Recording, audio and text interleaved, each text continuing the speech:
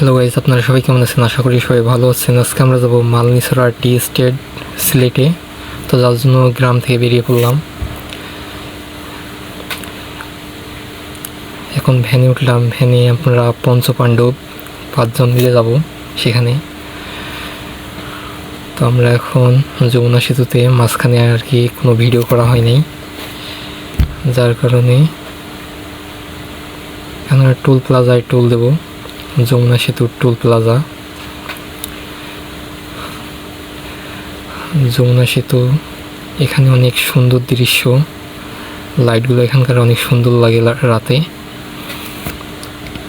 যার কারণে ভিডিও করতেছি।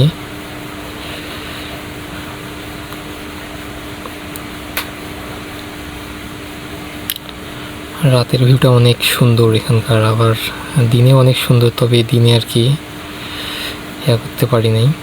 এটা হইতেছে সিলেটের রাস্তা, অনেক সুন্দর, তবে আমাদের রংপুরের মতো এত সুন্দর না।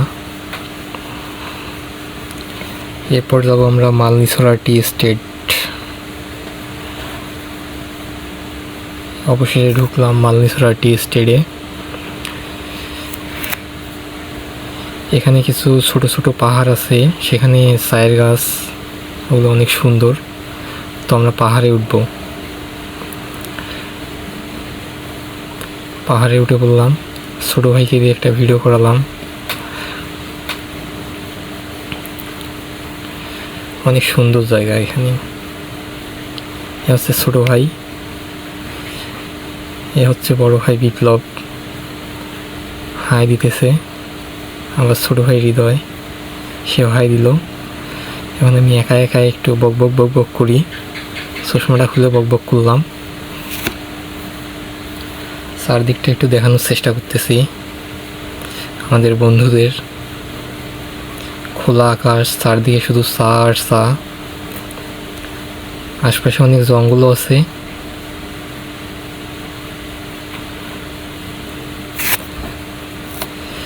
ঘোরাঘুরি শেষ, এখন আমরা পাহাড়ের নিচে নামবো।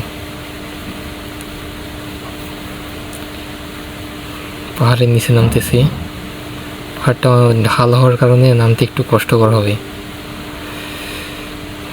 সাথে আছে আমাদের কয়েকজন আপু, আবার কয়েকজন ভাই। এদের বাসা লালমনিরহাট, আবার কয়েকজনের বাসা সুটিবাড়িতে।